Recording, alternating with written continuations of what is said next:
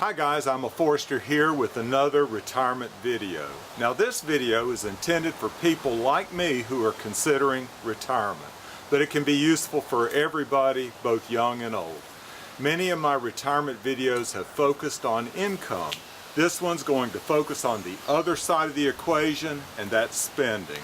There's only one way that you can live within your means, and that's if you routinely spend less than you make. I'll give you a few tips on how I do that. I'll start with a story that happened when I was 25 or 26 years old.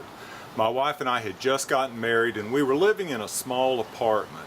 We both wanted to buy our first house and we started house hunting. Now at that time we didn't have a family budget that we followed, and I only had a rough idea of how much house we could afford simply by watching our bank account statement change over time. Now we found a nice house and we made an offer. While the owner considered our offer though, I got nervous because I wasn't sure that we could afford the house. Well, the owner turned down our offer, thank goodness, and I decided to do a better job of understanding our finances before we made another offer on a house. I got this little red book. This isn't the actual book. The actual book is somewhere here, just can't find it.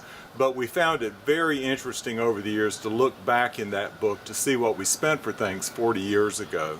But my wife and I wrote down everything we purchased in that little red book for 1 year, even down to a Coke. It was a job that we got used to, but we definitely knew how much house we could afford at the end of that year.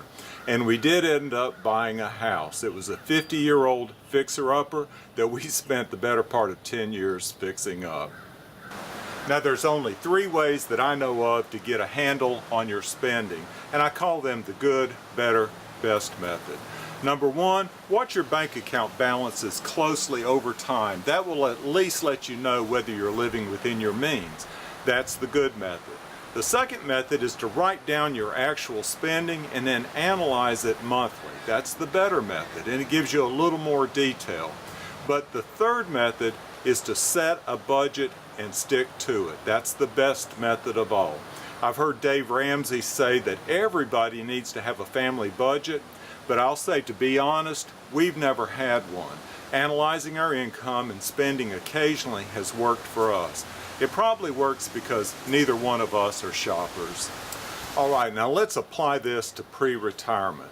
It was 40 years ago when I analyzed our spending, and our income is fixing to go down. Well, that little red book has been replaced with a big brown book. Starting last January, my wife and I have been writing down every single Coke purchase again. I've enjoyed analyzing our spending, and now I'm going to share it with you. Now this chart right here covers our spending over a 4-month period of time. I'll update it over the course of the year.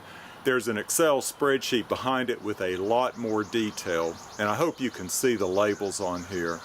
This chart is in terms of percent spent by category instead of actual dollars. Now our biggest category right here is for home repair. We put a new roof on our house last month. We put the last one on 30 years ago. This will be the last roof I put on, hopefully. But I do recommend making these large home repair purchases while you're still working. Now the second largest category, this one right here, will be no surprise to you probably. It's income taxes. Taxes will likely go down in retirement, but they don't have to, but you shouldn't overlook them in any case. I use the actual taxes from last year to estimate my current tax load. The next 3 categories are food, vacation, and charitable giving. Each one's roughly 10% of our spending. Now, a couple of comments. Record enough detail in your book for you to dive deeper into your spending. For instance, how much of your food spending is for eating versus buying groceries. Now, our 6th largest spending category is miscellaneous, and it's this one right there. This is one reason for writing everything down, because you'll be surprised at the size of this category. A lot of your spontaneous purchases fall in miscellaneous. Now these categories will change after retirement, and your next job is to estimate how much change to expect. Some categories are going to go down while others go up. Major home repairs, for instance, should go down if you've taken care of most of those already. Income taxes should go down as well as your income falls in retirement. Your vacation spending may go up, but it's one thing that you can control. Other categories like medical can be expected to go up over time.